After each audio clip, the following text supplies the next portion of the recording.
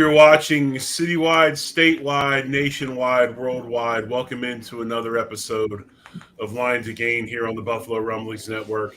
I'm the big O Jerry Ostroski. She is Sara Larson. And man, tough week for the Bills Mafia. Yeah. As we lost one of our own. Eddie was definitely one of our own. I'm so uh, today's my birthday. I'm 53 years old. And when you get old, you don't really care about what you get, right? Like when you were a kid, you're worried about what you got on your birthday. You're worried about the party. Now it's more about spending time with your family, having a good meal, and all those things. Right. And one of the things I was hoping to get this year was he's been known to give birthday wishes. Right. I I got was one hoping to last get year. one. You got one Yes. last year, and I was hoping to get one this year. And unfortunately, um, Eddie passed away, and he's no longer with us. But he's healed, and he's a better place. And we just wanted to share that video, but also let you know. And I'll let Sara get into the details because she has them down more than I do. But if you want to help Nick, his dad, and Eddie's family, you still can do so by what you can do here on the screen. Yeah, you can order a shirt, a hoodie. You can scan that QR code. It's also on the bottom of our show throughout the episode, and there's also a link tree that'll also be scrolling. But for those who are listening for through podcast form, it's linktr.ee/4 and then Eddie EDDIE. So that'll take you to a link where you can have both the t-shirts and the hoodies are there, and also the GoFundMe page is there. So if anyone wants to help out Nick and his family, through the difficult times, the outpouring of love has been crazy. It has been it's been built about it. That's kind of how it's been this whole time. We always come together when, especially when it's one of our own. And, I'm just really thankful that Nick, gave us the chance to follow along in Eddie's journey. So I think like everyone felt like they knew him, whether, you met him once or you met him 15 times or you never met him. Just getting to meet him, was a blessing, and to see this little boy just, go through life when we complain about the littlest things, and knowing what he was going through, and always had a smile on his face. So if anyone wants to help out, please go ahead and do so. But it's with a heavy heart.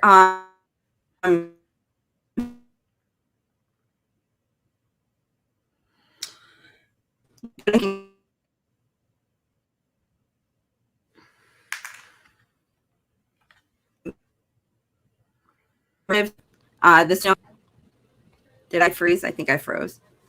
Yeah, you froze. But I'll kind of go from here. Okay. We're going to get into Am I some back? things. Yeah, you're back. You're back. And we'll get into some things here today. Some of the stuff we want to get into: ESPN firings, Bean and McDermott extensions, maybe talk a little fantasy football. But I want to say a couple things, and then we'll move on. And Sara, you can come back on and say what you were saying. But the thing that amazed me, and I put this out on Twitter. There's two things in this whole situation, and I was addicted to that kid's smile. I mean, I looked for those videos because I wanted to see him, because he always smiled no matter what. You talk about toughness and adversity. How he handled adversity was amazing as a kid that's 8 years old. And unfortunately, that's all that he knew most of his life was adversity. And he fought it valiantly. Right. And, like we said, always with that smile. And he always was worried about making you happy.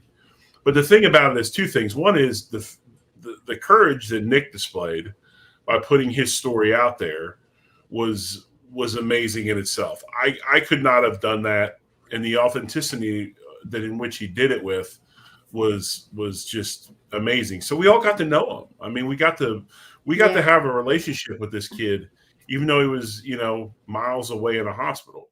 And the final thing is, and I'll leave it with this, I am absolutely amazed by the kindness and generosity and the willingness to spread love and kindness by our fan base. I don't think there is any fan base in any sport like the Bills Mafia.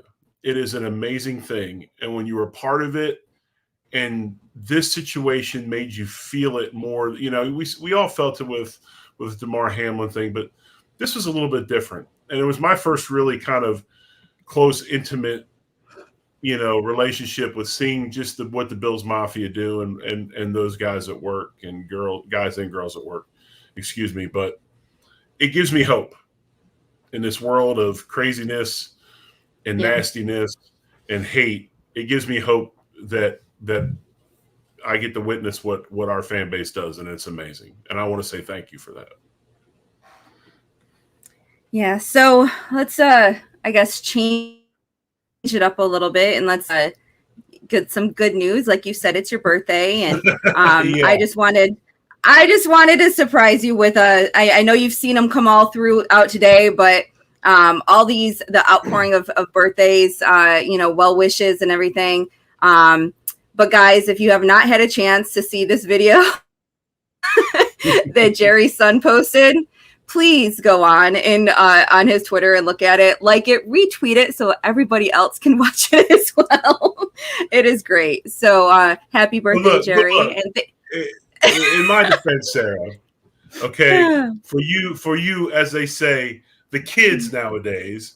Most of you don't even know who Bob Hope is. I know who Bob Hope is. I'm not that much younger than you. But when you sat on the ground, when you sat on that old shag carpet in your living room and stared at that bulb, cabinet television that was on the ground, it cracks me up because nowadays everybody looks up to watch TV because they're on their walls, right? When we were kids, everybody was looking down on the ground.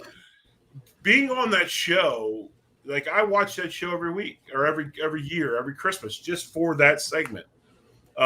It was like, because those guys were larger than life to me. I mean, it was a huge deal. And one day I ended up being on there. I told my mother and father I was always going to be on there, and I get on there, and at the end of that video, I kind of point, and if you can't hear it, I actually say, "Hi, Mom," because I told my mother I was going to do that when I was a little kid.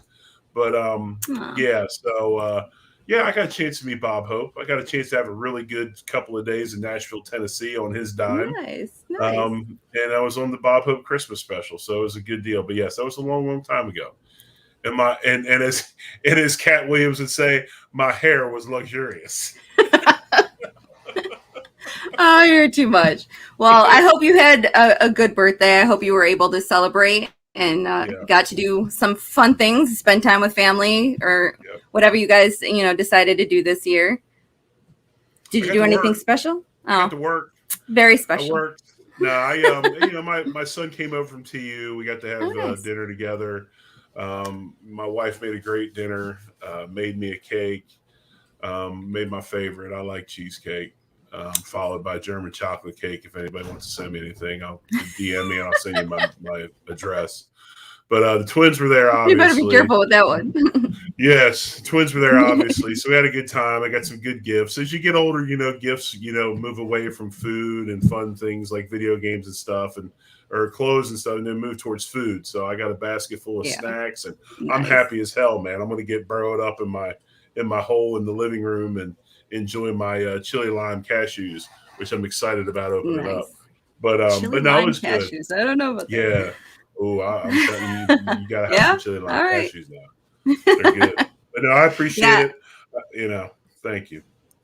You're welcome. I tend to find that for me, it's kind of the same thing. Birthday presents, it's not really the monetary value or anything like that anymore. It's more the people who, take a moment and think, what would this person really like? What what is, gonna, pull at their heartstrings a little bit. So that's what I always go for.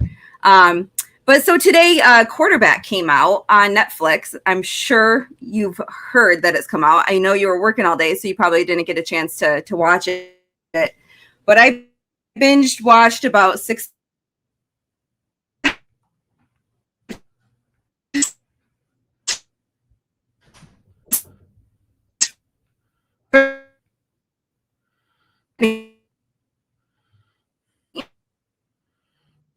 Um, You're having a rough time on the internet today, Sarah. You froze up, but we'll get Sarah back in a moment. But she was talking about obviously the show quarterback, but something that just happened a little bit ago. If you're not watching the ESPYS, or if you are watching the ESPYS, the Pat Tillman Award was awarded to the Bills training staff. From what I understand, I have not had a chance to watch it yet. A very, very emotional segment, an amazing story.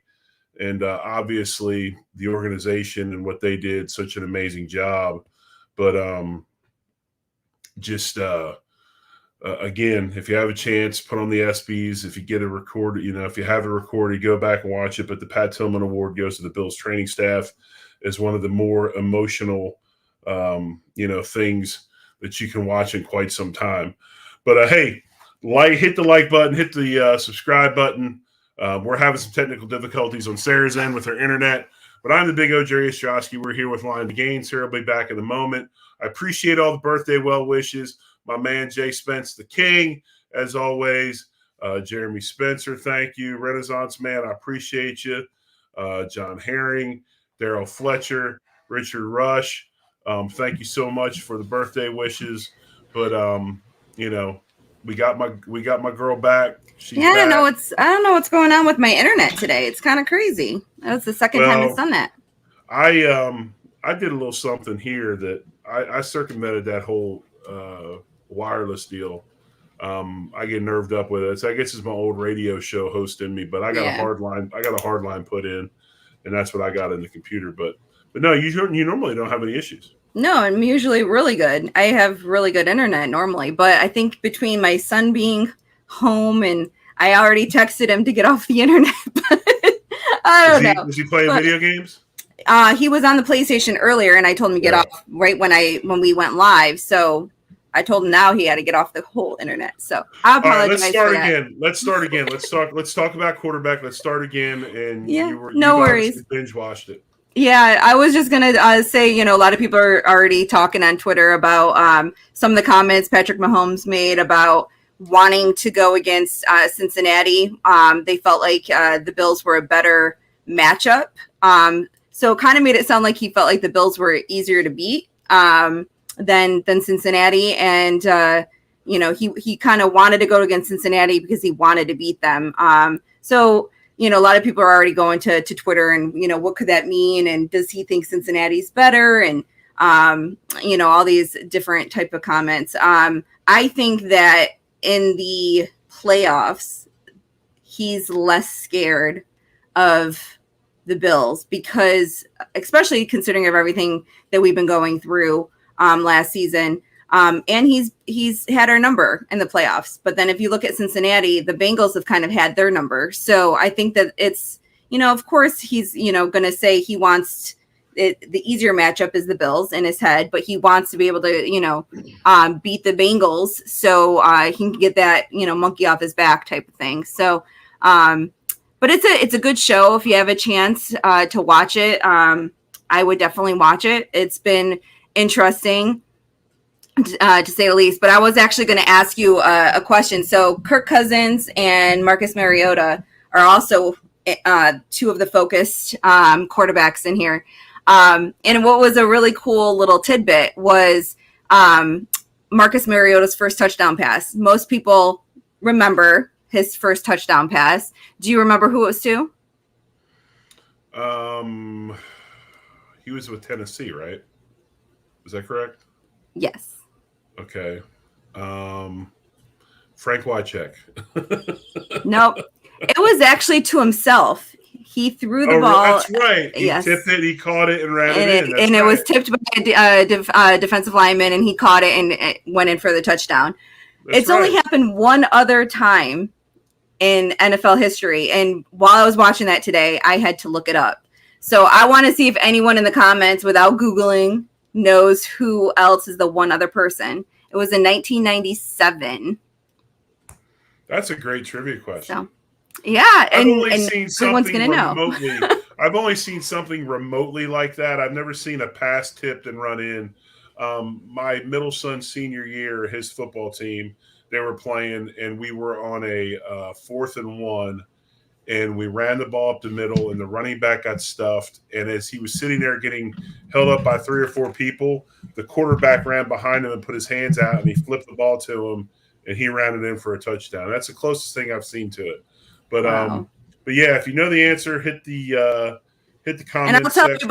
I'll tell everybody in a little bit. Just don't Google it, because then you're gonna ruin the suspense. If anyone knows who else was the other quarterback to catch his own touchdown pass, put it in the comments.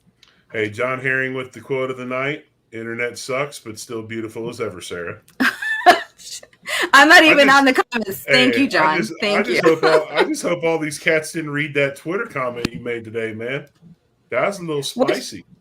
Which one? That was a little spicy.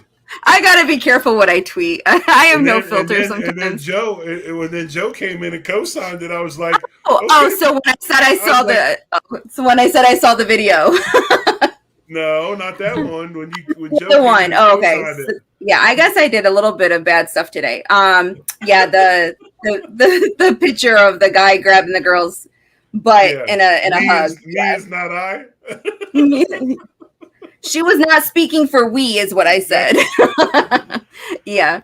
So the other thing I want to talk about, obviously, was Hard Knocks was assigned to the Jets, which I got my wish, so I'm happy. More so than ever, just because the Jets didn't want.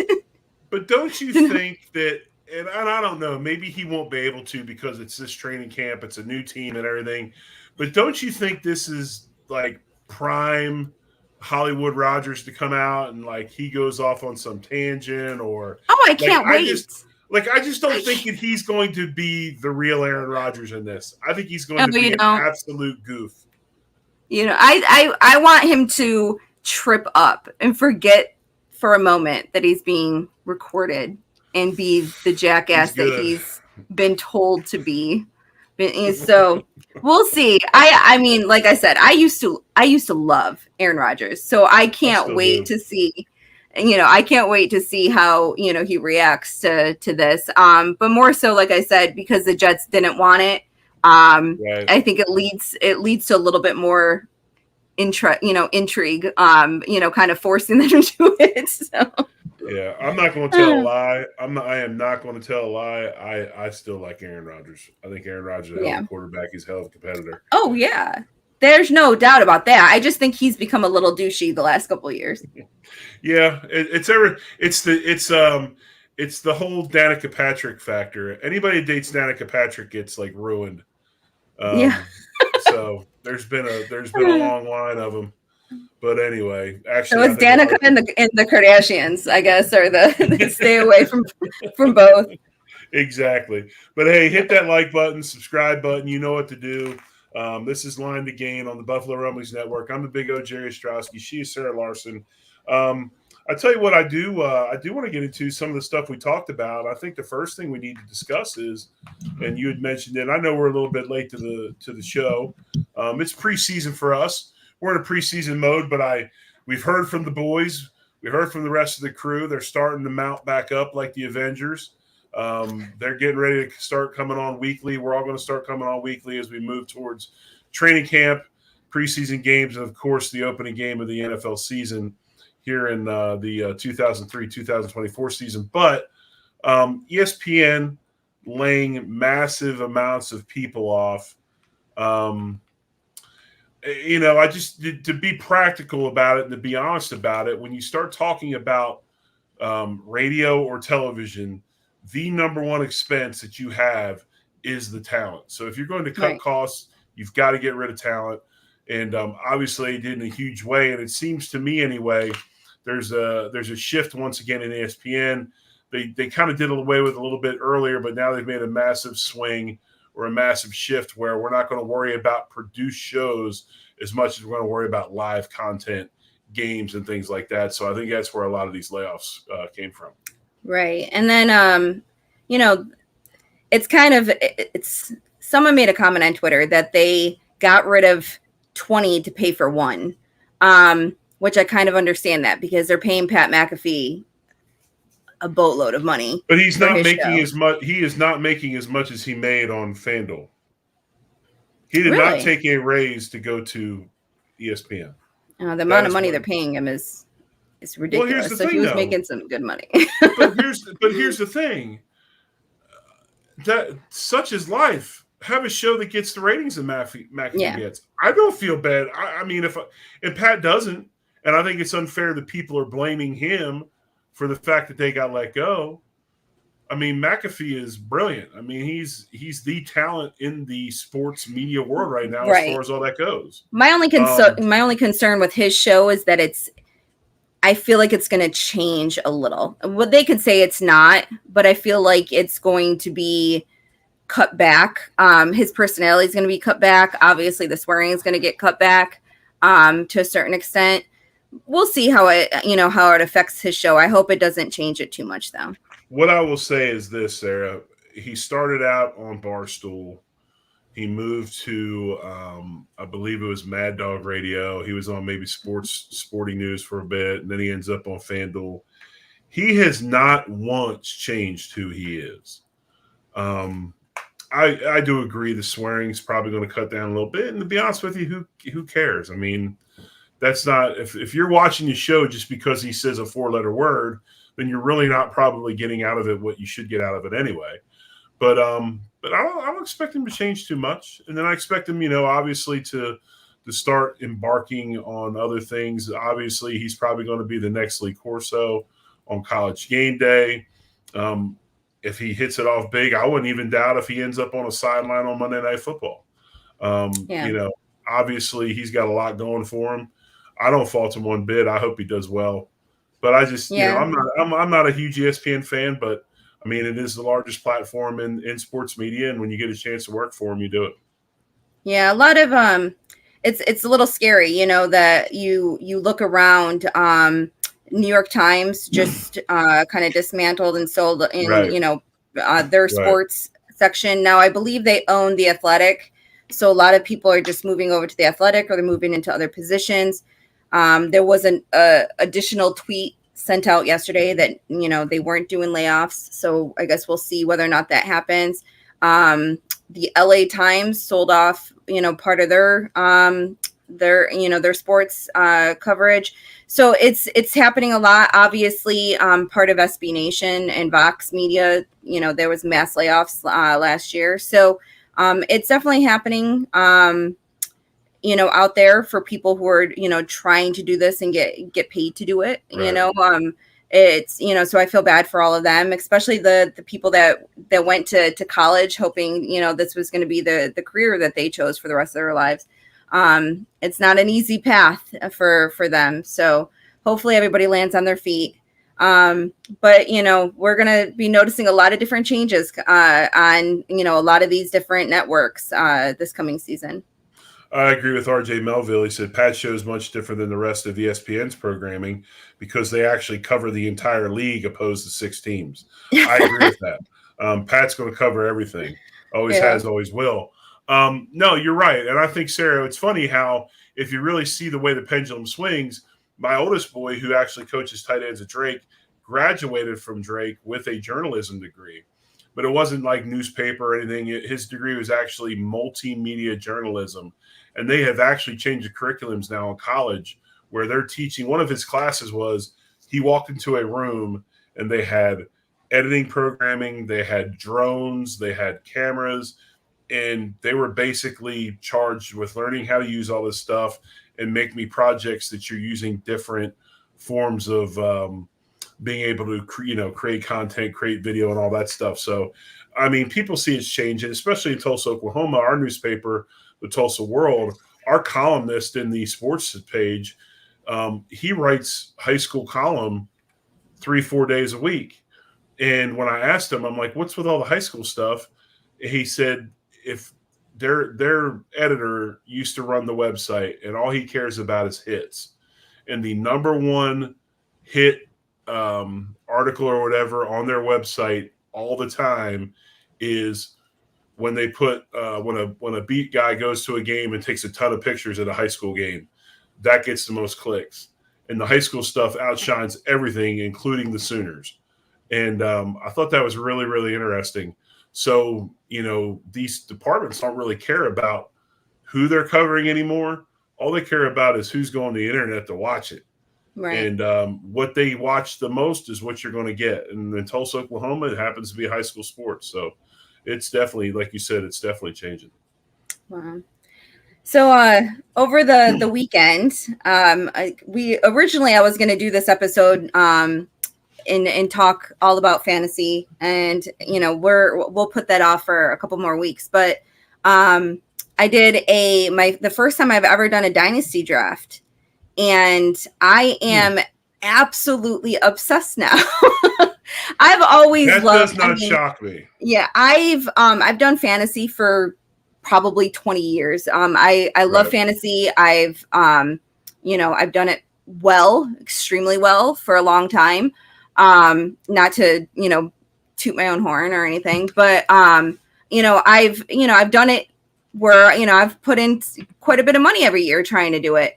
I've only done one with salary cap though.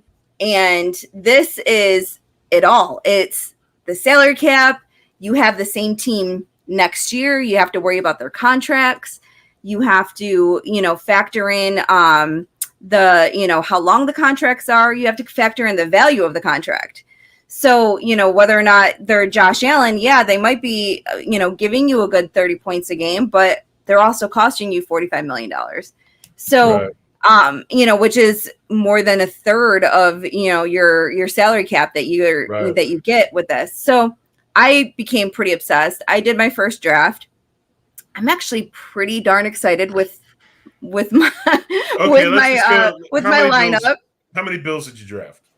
I can actually look and tell you. I have Tyler Bass. I traded for and got him, and I have Damian Harris.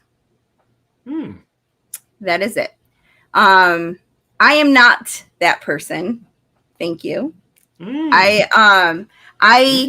Spicy again. Yeah, and Damian Harris is on my bench. He's not my starting running back or anything like that. But so I'm saying it here and now. I think I have a good team, and I made a couple of trades. I got my Bijan Robinson as my one of my running backs. So I'm pretty happy with that. Especially because he's very bold move. He's on a 4-year rookie deal, which makes me happy. So we'll see. But I'm saying it now so I can put my money where my mouth is, and I'll let you guys know throughout the season how I'm doing. I also have $30 million left to spend if I would like to. So who's your quarterback? I have starting right now Justin Herbert, and my quarterback on my bench is Bryce Young.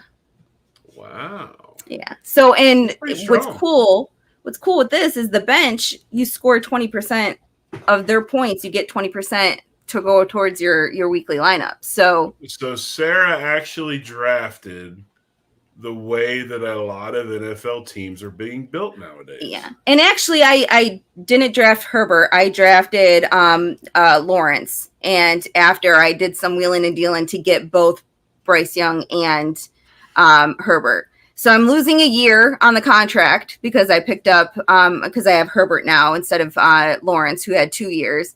But I have Bryce Young, who I'm hoping can be the quarterback of Carolina's future. So what happens? So next year, do you manipulate the team you have because of so contract? that you keep the team, and if you can't afford it, you gotta you have what they call an amnesty provision where you can drop them and you pay 20% of their contract. Or you wheel and deal and you trade, but you have to get below the cap by a certain date, just like the NFL. Right. It's pretty cool. And then every year they have the rookie draft. So I had never heard of that. I had no idea that they had these. That's pretty cool. I like that a lot. Yeah, and then so if you want to get out of the league, then you have to sell your team, or you just give up your team, and then it goes into like a bin type thing, and someone else can purchase it away. Well, I have to ask you, what is your starting salary cap? I want to say it's 167 million. It's 70% of the league. Okay. Wow. Yeah. So Yeah, I can tell you right now, 157 million. And I have 129 right now, so I have about $28 million left to spend if I would like to. What defense did you draft? But it's no defense in this league. Okay, so you're just doing offense. Yeah. And I actually awesome. one of the trades that I did, I actually had the kicker from Baltimore. Why can't I think of his name? Yeah. Justin Tucker. Yeah, Justin Tucker, the opera singer. $6 million salary, and I'm like, what am I? Because I had so much money towards the end, I was like, let me pay Justin, And then I was let me like, ask you this. Go ahead. I'm sorry. Finish. Oh no, I was gonna say I one of the trades someone really wanted somebody on my team, and I manipulated a little bit, and I was like, okay, well then give me Tyler Bass for and I'll give you Justin Tucker. It's pretty much equivalent in production, but I get Tyler Bass's $900,000 salary this year. Well, two questions. First is this one, not football related. Would you like to tutor my twins in math? Because obviously you're really good at math. We're trying to find a tutor for them. So maybe what grade are they in? Yeah, they're going to be in 7th. So maybe Auntie Sarah. 7th is algebra. I'm great with algebra. Give me a call. Okay, all right. We will do that. We'll keep you in mind. Second is this. Now my son is in Calc 4. No. In college, no. But also too, and this gets, because my one son's very good about it. The more elevated you get in math, you have least ability to explain the easy stuff or have the patience to do it. You're kind of like, like my boy's like, whatever, dude. But no, seriously, we need some math help in this house because I have no math ability. Second of all, was there any talk of this? And we're talking a little fantasy football right now. Obviously, you're in the Dynasty League. Is there a devalued look or a devalued opinion of the running back in fantasy football like there is in actual NFL football? And let me say this. Because they're not, before when you drafted, like the first 2 to 3 people you picked were running backs, right? Those were the guys that got all the points. Because there seems to be an emphasis moving away from them. There's not as many superstar guys, this, that, and the other. Is there an emphasis in fantasy moving more towards the quarterback and even the wide receiver? Because I saw a preseason list of the top fantasy football draft guy, and wide receiver 1 was Jefferson and wide receiver 2 was Chase. And they were 1-2 in the entire big board. So yeah, and they were 1-2 in ours. That way. Yeah, it seems to be that way. Like before it was always running backs. Now it doesn't seem to be that way. Well, I think that the biggest thing is both wide receivers, are going to put up the numbers. They're both on rookie contracts. So that's the one cool thing, because you have to talk value. If you can get Josh Allen and you can get, say Trevor Lawrence, are you going to pay Josh 45 or Trevor, 8, and you have Trevor at 8 for 2 years, or maybe a Justin Hurts in between or Jalen Hurts in between, who you pretty much is getting Josh Allen numbers, but is also on a rookie contract. And the one thing that's cool is even though say Josh is already extended, they don't do the new salary yet. They still keep the average of the old salary. So like Tyler Bass is already extended, but I don't have his new salary until next year. RJ just asked, is the salary like real world salaries? Yes, it is. So next year when Herbert gets the bag, is what he said. And if I have issues keeping him, if I don't have enough space, which I'm going to have tons of space, so it's not going to be a problem. But if I needed to, I either have to work at trading him. I have to offload some other contracts to make room. So it's all pretty cool. It's same thing with free agents. So if you picked up a free agent, if they don't get signed somewhere, then you're allowed to drop them for no money. And then if they do get signed somewhere, their new contract becomes your contract. So say Dalvin Cook is on the books for $14 million or whatever his contract was. he's sitting in your salary cap right now, for 12 million or 14 million or whatever it was. Once he gets on a team, that goes away, and it's his new salary. So if he goes to a team just because he wants to win and he's okay with accepting a lower salary, you just got lucky because you paid for him to come to your team, but now you don't have to pay for him to come to your team because the salary goes down. So it's a little bit of, it's kind of like you're playing a little bit of poker, like you're hoping to bluff and you're hoping that, it's gonna work out. So it's really interesting. And that's why, you have your regular format of your starting lineup. You have this the bench team, and again, the bench team gets 20%. So if you want to make sure the people on your bench make sense because their points are going to, add to your total for the week. And then you also have practice squad.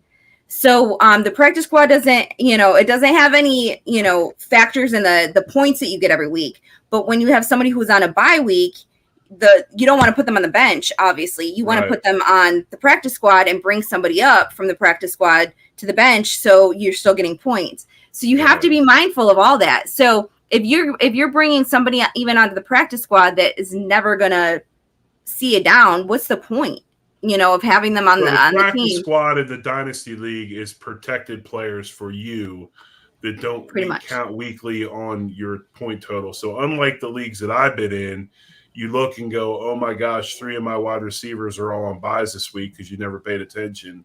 And then you barreled into the waiver list and found people and added them. This way you protect them, and that's how you maneuver it. Yeah, pretty much. That's and you could still pretty much go to the waivers if you need to. Like I didn't decide to get an extra kicker. If I will go to the waivers the week that my kicker's on a bye and stuff like that. But what is also cool is you can stash people. So like I picked up what's his name? Rasheed Rice from Kansas City. I don't think he's going to have this huge breakout season, but if he ends up being the next freaking Tyreek Hill, I have him on my practice squad, for 4 years. And I'm hoping Bijan is everything that I thought he was going to be. I kind of said, let me put my money where my mouth is with him.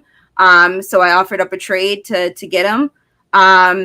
And now I have him for 4 years at a rookie salary. So hopefully that, pans out for me. But I have Tony Pollard, Amari Cooper, CeeDee Lamb, Brandon Ayuk, and Justin Herbert and Tyler Bass. How many total players do you carry? 25 you have to carry. It's minimum. 30 is maximum, including the practice squad. That's including practice squad. That's pretty sweet. Yeah. So I am totally obsessed. I probably spent way too much money looking at everybody else's roster, or too much time looking at everybody else's roster, trying to figure out if I'm going to do, additional trades or anything else.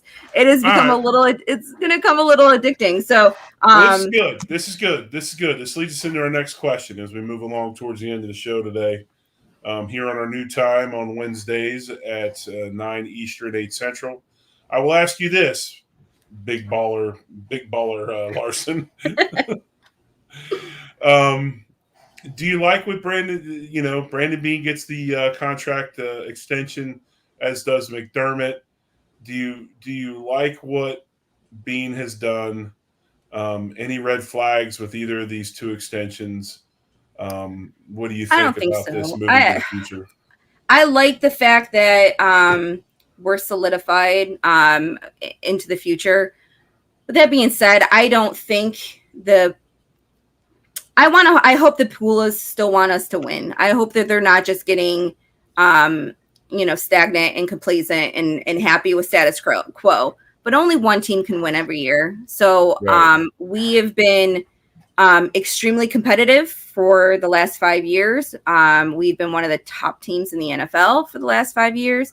I have no problems with extending them. Now, if Pagula really is keen on winning and us getting, especially with the stadium coming and us securing that trophy at the end of the season, he'll get serious with lighting a fire under their ass. And if they don't produce within the next year or two, I don't think that there's going to be any problems with them cutting ties, regardless of the fact that they've been extended.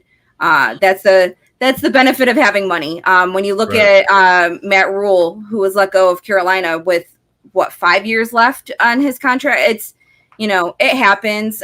So I don't think that this precludes them from letting them go. And my understanding with coach, I don't know about the GM, but I know with coaches' contracts that they are protected, that they're guaranteed. But if they do get another job, that new team is pretty much paying a percentage of that, so they're not out all of the final dollars of that contract. So I don't think it would be a problem down the road if they still haven't gotten us what we want. But I know what it felt like going through all the quarterbacks and all the coaches and the transition left and right, and never feeling like you have the same thing. And I think we went through it last year with having a new OC. I think all of us thought that maintaining in-house the OC, that we were going to maintain the same playbook and it was going to be consistency, and it wasn't. So I would like to have the consistency over the next couple of years. I have no problem with them both getting extended. No, I think I actually really appreciate what Bean has done. I think what he's done, waiting, being patient, and we've talked about this a few times, but being able to sign the veteran player that maybe wasn't quite the player he was in the past, but still is really good and can do those few things that you put him into those roles really, really well. I think they did a really good job with that. Managed the cap very well. I think one of the things I do like about Bean is he does not succumb to fan pressure. He doesn't jump the gun because he's worried about what the fan base thinks. They let Edmonds go. He let Poyer kind of sit out there on the vine for a while until the market showed everybody just what he was worth and re-signed him back to the team. I think he doesn't panic, and I think he does a really good job of finding the veteran player that you need to come in and play a role for a year or two. As far as McDermott goes, I have no problem with that. I think Sean McDermott's as good as many coaches. The only thing that bothers me about him is sometimes I wonder if he's a guy that's going to win you 95% of your games. Does he have enough gambler in him to win those 5% when things are pretty much the same? You know what I mean? Is he willing to take the chances? Is he willing to go out there and put it on the line and right, and try to win those big games that are maybe 50-50 games? But no, I don't think there's anybody else out there right now that I'd rather have. Now, obviously, in a couple of years, if we're still sitting there in the same situation and we're stagnant, maybe at that point in time, it's time to move. But no, I think he's good. I'm really kind of curious to see what he does with the defense. I'm kind of excited because I think it's going to be more aggressive. They're going to get after it, especially down in certain zones, certain areas of the field. He likes to get much more aggressive and blitz, and I'm looking forward to it. When's the last time we had an offensive-minded head coach? Chan Gailey? Who was the coach before McDermott? Wade, or not Wade? Rex. Was it Ryan? Wasn't it? No. Am I missing? Yeah. Am I missing a term? Well, we had Malarkey. We had Malarkey. He was an offensive guy, obviously. Yeah, and if you remember, that was early 2000s, though, wasn't it? Yeah, I guess that was early 2000s. It was Greg Williams, and then after Greg Williams, there was Shane Gailey was in there at one point. Mm-hmm. There was Dick Duran was in there at one point. So that's Dick. I'm picturing in my head too. But was he offensive?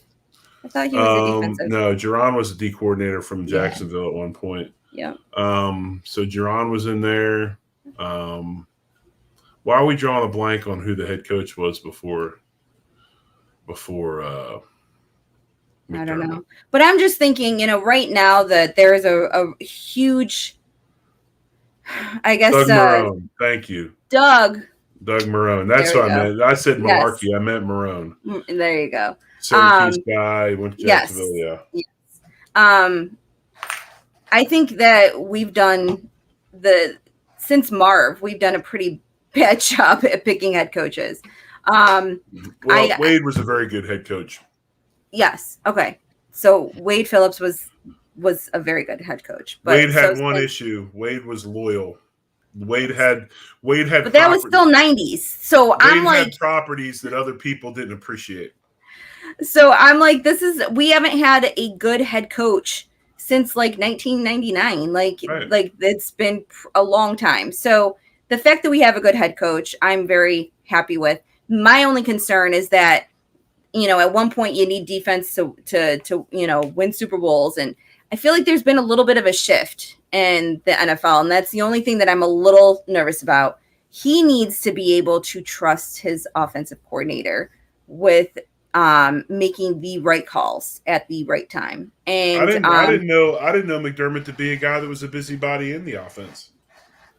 no, that's what I'm saying, is that we need somebody, and I'm not sure, and I'm gonna say this about Dorsey. I'm not sure switching over from him, being that he did change a lot of the offense, was the right thing to do, just because I thought it was going to be that consistent move, that lateral move, and it ended up he wanted to change things, and so hopefully year 2 he comes in and has more confidence in himself, so that he can, call the right plays, make the right decisions. But if he can't, McDermott needs to be able to ride him and get on him and say, you better, smarten up, because, this can't happen any longer.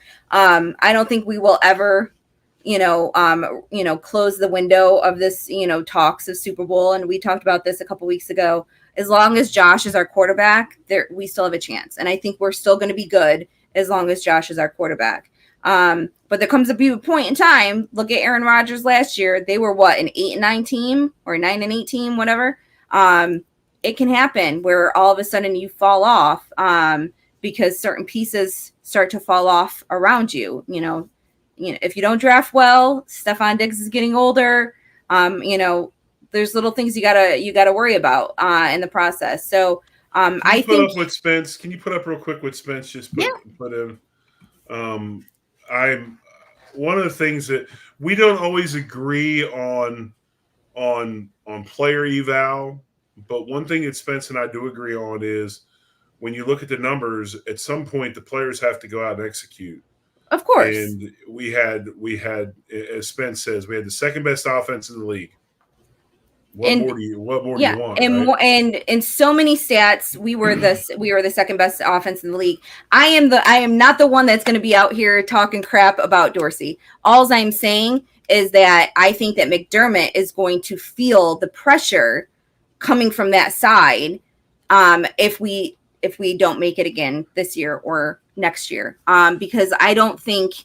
Whereas I don't think they're on the chopping block right now. I don't think that they're under pressure right now. I think that another year or two, especially, as, Stephon gets ready to retire, et cetera, there will be that pressure that is put on McDermott. I don't think it's there now. But I do think within a year or two, it will be there. But I agree with what Spence said. He said the issue came from execution, drop passes, interceptions in red zone, fumbles, wrong routes, missed blocks, all that. And I think that's true. The other thing is everybody thinks these. If you look at all these offenses in the NFL, the good ones all do the same thing. They nickel and dime, and then they will gut you with a play to their superstar. And I think probably the biggest thing that was lacking from the Bills' offense last year wasn't necessarily production, obviously, because they were second in the league. They did not hit. They weren't hitting home runs very often. Stephon wasn't beating people over the top as much. There wasn't as many big plays out of that offense. 1 or 2 play drives, and that's what I think people need to see them come back to a little bit is. Get Diggs open, get over the top. Right. Josh has a huge arm, and use those tools. But I'm not going to sit here. I have not watched the offense, with my Cowboy remote for hours on end, where I'm going to say, RJ talks about reduction of play action. Which, by the way, if you are a shotgun team, okay, your play action is going to be reduced. If you want to run play action, be under center more. I know that they do run under center some. They like to be in shotgun, gives you the chance to run Josh Allen, motion, whatever, say what you will. I think the biggest difference was the big play threat on offense last year wasn't as much as it was the year before. Well, I also feel that you could see the difference over the first couple of games last year. We were doing a lot of the shorter passes, and it was all working. And then all of a sudden, halfway through the season, they started, those deep passes. And if they didn't work, we were living by them. And they stopped working, and that got us into a lot of binds throughout the season. What else stopped working? Josh Allen's arm. Josh Allen's elbow stopped working. If you look, he had a lot of interceptions. Why? Because he lost touch. He lost touch on the football. He lost accuracy on the football. He wasn't the accurate thrower that Diebold and the prior regime built him up to be, because he had a major injury to his unicollateral ligament in his elbow, and he lost that accuracy. So the one thing he could do is, even with a sore arm, an 80% arm on Josh Allen or whatever it was, is still better than most in the league. You throw it downfield, Yeah. I don't know. I look at things a little bit differently, and I just felt that was probably the biggest thing. And you know what else, though, Sarah, too? It goes back to the whole thing of when you don't have a strong running game, and you're not strong up front running the ball, you can't take pressure off of the quarterback, and so now you're back to being one dimensional. And so that's why I think you saw O'Cyrus Torrence, you saw McGovern come in. Even though he's not a people mover, he is a space maker with the way he runs. You got Brown with another year under his belt and a proper offseason to train. I think he will be exponentially better. I think Dion will be motivated, because I'm sure he's heard the whispers. Speaking of Dion, yes, everyone needs to go on to Twitter and look at what he wore to the ESPYs tonight. You'll get a kick out of it. So, is there capri pants involved? And no shirt. he went full gut out with his sports jacket on over the top of it. He's rocking it though. That's Dion. It's all Dion. So if you have a chance, check it out. But yeah, so I don't know. I actually had a friend. We'll get going out of here in a second, but we were talking about whether or not I was going to do the full season again this year, and I was like, I don't know. I'm booked up to a certain point in time. But the one thing I will say is games for the Bills are 3 times more expensive as they've been over the last 5 years for me. So each game is costing me exponentially more money than ever before. So we'll see if I can do it. If I haven't been to the stadium before, I am definitely doing it. But if I've already gotten the stadium under my belt, I am withholding judgment until I decide whether I'm gonna die from FOMO because I'm missing out. So we'll see as the season goes on.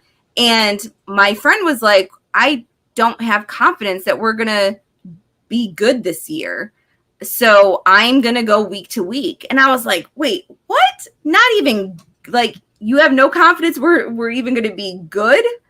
I couldn't handle that response. Because to me, I feel like we've gotten better on paper. I understand it's on paper. We've gotten better than last year.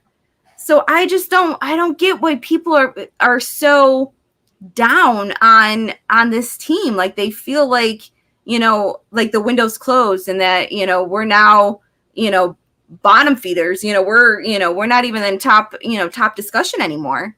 Well, I wouldn't say bottom feeders. Before I get any further, I want to go ahead and show all y'all that.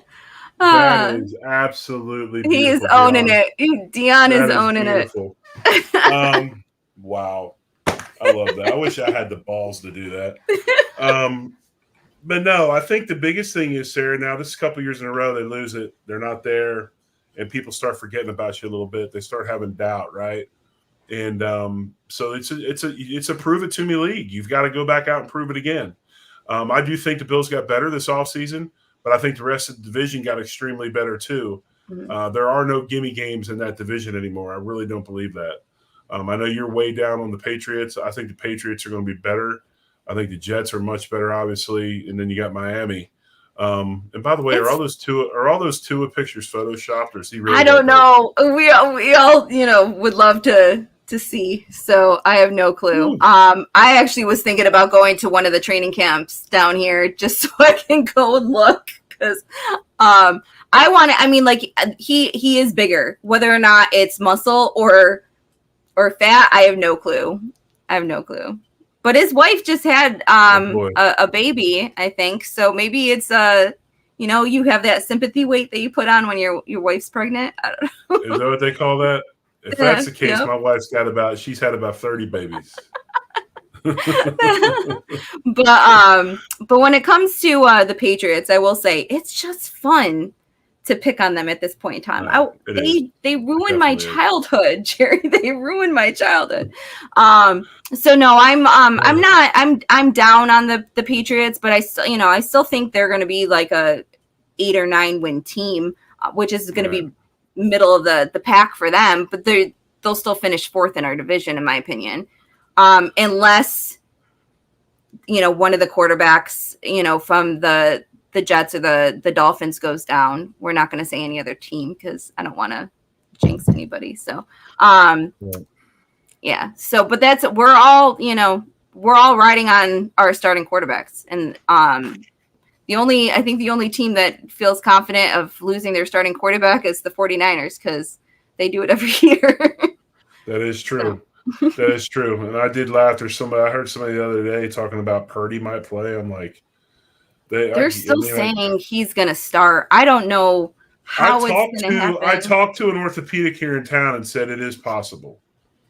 He said it is possible. He is and one of my fantasy leagues, he is on my bench just in case I need him down the road. So we'll see. Fantasy leagues? Oh yeah, I sign up for another one today. And then I do my own every year. So I will be doing at least 3. Because I will do mine in August. So if you would like to join, let me know. I will let you know. But hey, we appreciate you watching and listening. Next week, we will get into some college football.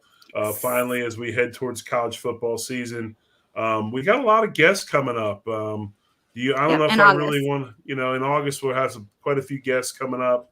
I've already posted them, so they'll come up in Facebook and stuff. So Sal is going to come on in August. Sal Cabaccio and Matt Perino will also be coming on in August. Right, and we're working on a couple others that are interested in some different things. But we'll talk college football next week. Yes. But hey, Sarah, I appreciate you. Thank you for all you do. All right. Again, if you want to help with Eddie's family. You can scan the barcode on the screen, not the barcode, but what do they call that? QR code. QR code. You can scan the QR code. I've ordered 2 T-shirts. All proceeds will go directly to Eddie's family, and go to Nick to help with expenses. Right. It's extremely expensive when you're not working because you're spending every minute of the day in the hospital with your son. Right. You do have to order by the 14th, just to let you know. Yep. They go down on Friday. So the 14th is Friday. So that's when Jim will send the order in to get done, and you'll start getting those sent out to the house. So you got a couple days to do that. But as always, man, hit that like button, subscribe button. We appreciate you. We'll be back next week. Remember, Wednesday nights, 9 o'clock Eastern, 8 Central. And we will talk more football right here. Line to Gain on the Buffalo Rumblings Network. Again, I'm the Big O, Jerry Ostroski. She is Sara Larson. As always, one love and go Bills. Go Bills.